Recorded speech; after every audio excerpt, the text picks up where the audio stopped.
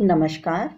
आज हम plus two की हिंदी की पुस्तक अंतरा भाग 2 में तुलसी द्वारा रचित गीतावली से संकलित पद्यों पर चर्चा करने वाले हैं। इसमें दो पद्य दिए गए हैं गीतावली से। पहला पद्य जो है वो मैं पहले आपको पढ़ के सुना देती हूँ, फिर इसकी हम व्याख्या करते हैं और विशेषताओं पे बात करेंगे। जननी निरखती बान धनुहिया, बार बार उर नैननी लावती, प्रभुजू की ललित पन्हिया।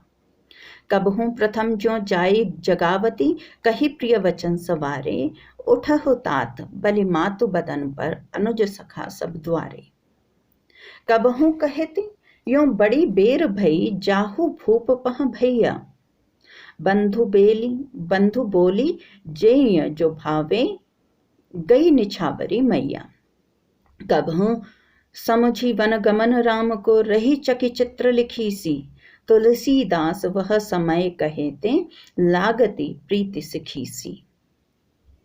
अब यहाँ पे राम वन गमन कर चुके हैं, राम वन के लिए प्रस्थान कर चुके हैं और उनके पीछे से उनकी मैया के क्या हाल हैं, उनके विरह में उनकी माता जो हैं वो किस हाल में हैं, उसका वर्णन किया गया है। तो आप प्रसंग में क्या लिखेंगे कि प्रस्तुत पद जो है सुप्रसिद्ध राम भक्त कवि तुलसीदास विरचित गीतावली से लिया गया है। राम के वनगमन के पश्चात उनकी माता कौशल्या जो हैं किस प्रकार उनकी यादों में खोई रहती हैं, उनके विरह में व्याकुल हैं, उस बात का मार्मिक चित्रण और मनोवैज्ञानिक चित्रण जो है यहाँ पर इस पद्यांश में किया गया है। जननी निरखती बान धनुहिया। अब व्याख्या पे आते हैं हम। आप कॉपी पेंसिल अपनी निकाल लें। हर एक जो शब्द है आपको समझ में नहीं आता उसका अर्थ लिखते चलें और इसे ध्यान से समझें। जननी निरखती बान धनुहिया। अब जननी जो है माता, कई बार ये शब्द आ चुका है तुलसीदास के पद्यांशों में। जननी यानी माता की माता जो है, माता कौन है यहाँ पे? कौशल्या। ठीक है, राम की माता कौन है? कौशल्या। माता कौशल्या जो है, राम तो वन गमन कर चुके हैं, पीछे से उनके धनुष और बाण जो हैं बचपन में जिनसे वो खेलते थे उन्हें वो देख रही हैं। निरखना मतलब देखना। जननी निरखती बाण धनुहिया, बार बार उर नैननी लावती, प्रभुजू की ललित पन्हिया। अब वो बार बार क्या कर रही हैं? प्रभु श्री राम की छोटी छोटी पादुकाएं हैं बचपन की, वो उनको मिल जाती हैं और वो क्या कर रही हैं? ललित पन्हिया। ललित का मतलब सुंदर होता है। ठीक है, किसी का भी नाम होता है ललित, ललित यानी सुंदर। ललित पन्हिया, पन्हिया मतलब पहले भी बताया जा चुका है जूते या पादुकाएं। ठीक है, तो वो उनके जो छोटे छोटे जूते हैं, पादुकाएं हैं, उन्हें वो उठा लेती हैं। बार बार और नैननी लावती, और उनको जो है प्रभु जी की जो छोटी छोटी ललित पन्हिया हैं, प्रभु जी यानी श्री राम जी की छोटे छोटे जो जूते हैं, उन्हें वो बार बार क्या करती हैं? और नैननी लावती। और जो शब्द है ये भी कई बार आ चुका है, हृदय। अपने दिल से लगा रही हैं, अपने नैनों से लगा रही हैं, आंखों से लगा रही हैं उन जूतों को व्याकुल होके वो। कबहूँ प्रथम ज्यों जाई जगावती, कही प्रिय वचन सवारे। अब कभी क्या करती हैं? वो भूल जाती हैं कि श्री राम वनगमन कर चुके हैं, वो उनके कमरे की ओर प्रस्थान करती हैं और सुबह पहले ही, प्रथम यानी पहले ही, कबहूँ प्रथम ज्यों जाई, कि भूल जाती हैं कि श्री राम जो हैं वनगमन कर चुके हैं। वो उनके कमरे की ओर जाती हैं, उनके कक्ष की ओर जाती हैं, जगावती, और उन्हें सुबह ही जगाती हैं। क्या कह के जगाती हैं? कही प्रिय वचन सवारे। सारे जो प्रिय वचन है, मीठी मीठी बातें कहकर वो अपने पुत्र को जगाती हैं, श्री राम को जगाती हैं। क्या कहती हैं वो? उठहु तात बलि मातु बदन पर, अनुज सखा सब द्वारे, कि उठो। तात वैसे तो पिता को कहते हैं, लेकिन यहाँ पे प्रेम से वो कह रही हैं उठहु तात, कि तुम्हारे तात जो हैं वो तुम्हारा इंतजार कर रहे हैं, उठो। भले मातु बदन पर। बदन का अर्थ क्या है? देखिए, एक समय के बाद अर्थ विस्तार हो जाता है या अर्थ में बदलाव भी आ जाता है।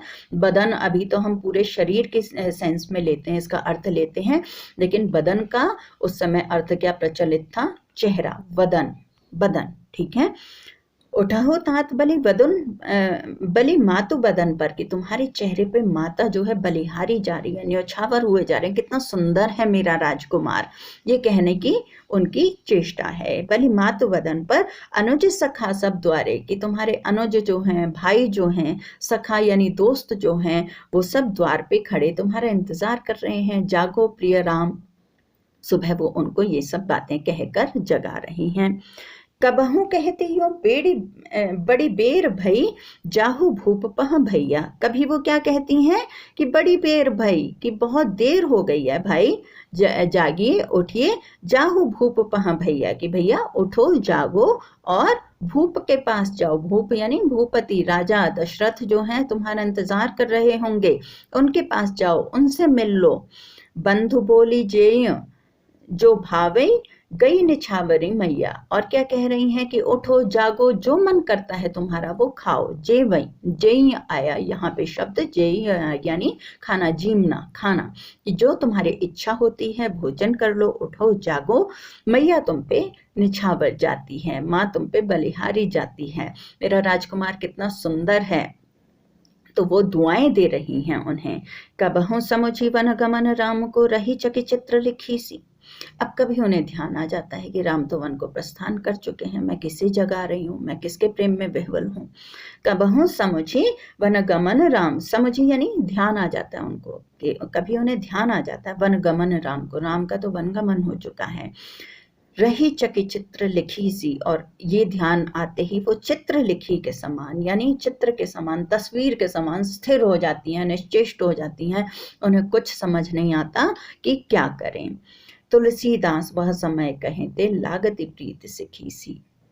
तुलसीदास जी कहते हैं कि उस समय मैया जो है कौशल्या, वो ऐसी लगती हैं जैसे कि प्रेम विह्वल कोई मोरनी हो। सिखी का मतलब होता है मोरनी, ठीक है, कि इस समय तुलसीदास वह समय कहें ते, लागती प्रीति सिखी सी, प्रीति यानी राम के, अपने पुत्र के प्रेम में वो विह्वल हैं, और बिल्कुल ऐसा लगता है कि वो मोरनी के समान दिखाई दे रही हैं, मोरनी के समान व्याकुल हैं। तो इसकी व्याख्या आ गई। अब इसमें भाषा जो है, देखिए रामचरितमानस की भाषा थी अवधी, यहाँ जो गीतावली है इसकी भाषा है ब्रज भाषा। तो यहाँ इस पद्य की भाषा आप क्या लिखेंगे सबसे पहले पॉइंट में, कि ब्रज भाषा का प्रयोग किया गया है। और पूरा पद्य जो है स्मृति बिंब के सहारे आगे बढ़ रहा है, यानी कि याद कर रही हैं वो, राम की याद में व्याकुल हैं, ठीक है। तो ये सब बातें इसमें बताई गई हैं। सिखी सी जो आता है यहाँ पे, इसमें कौन सा अलंकार है, उपमा अलंकार आ जाता है। बंधु बोली कबहू कहती बड़ी बार, सखा सब में कौन सा अलंकार है, बहुत ही आसान है, अनुप्रास अलंकार आ जाता है। ब्रज भाषा का सुंदर प्रयोग किया गया है। धनुया पनहिया जो है स्त्रीवाचक और लघुता सूचक कोमल शब्द हैं, मधुर शब्द हैं, तो ये भी आप विशेषता में लिख सकते हैं। स्वर मैत्री और लयात्मकता तो है ही, और राग सोरठा पर आधारित ये गेय पद है, इन्हें गाया जा सकता है। तो अभी के वीडियो में इतना ही। आपकी कोई शंकाएं हों तो कमेंट बॉक्स में आप कमेंट्स करके मुझसे पूछ सकते हैं। धन्यवाद।